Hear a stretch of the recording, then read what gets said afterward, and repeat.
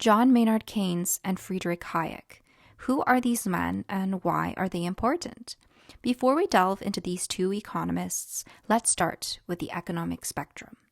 Simply put, the economic spectrum can be divided into two parts, the economic left and the economic right. The economic left is associated with collectivism and socialism, which means that government involvement is accepted and preferred. Collectivism is all about making sure everyone has what they need, and that the needs of the group are more important than the needs of the individual. Socialism is about public ownership. Everyone should own and have access to the things that they need. It's not about one person controlling everything, but more about sharing. In order to make sure everyone in society has what they need, government involvement becomes a must, because one person can't organize all of this.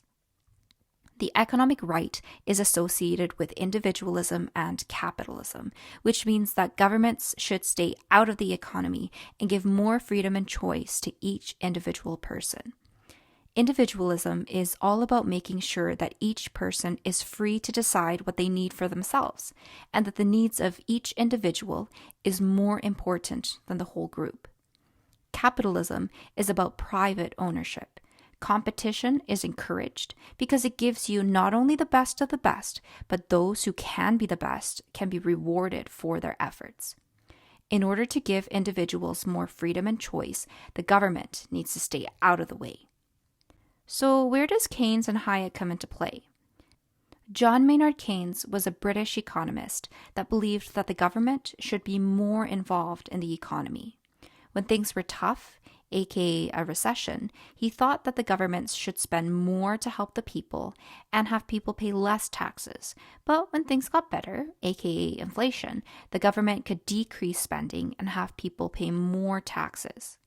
On the other hand, Friedrich Hayek was an Austrian-born economist who believed that government involvement should be extremely low and that competition between companies was actually good. So where would Keynes and Hayek belong on the economic spectrum? Well, Keynes would be on the economic left because Keynes wants the government to be involved to take care of the people. When you think of Keynes, think of kids and how parents need to be involved to take care of them. Now, Friedrich Hayek would be associated with the economic right because he wants the government to stay out of everyone's business. Remember, Friedrich is all about freedom. Hayek hates government involvement. Both Hayek and Keynes have different perspectives about the economy. One idea is not better or worse than the other, and each have their own benefits and drawbacks. The ideas of Hayek and Keynes have spread throughout the economies of the world today.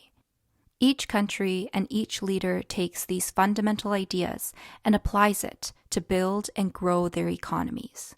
The important thing to remember is that we live in a globalized world that is so connected and dependent, that the economic decisions of one nation has far-reaching effects on many others.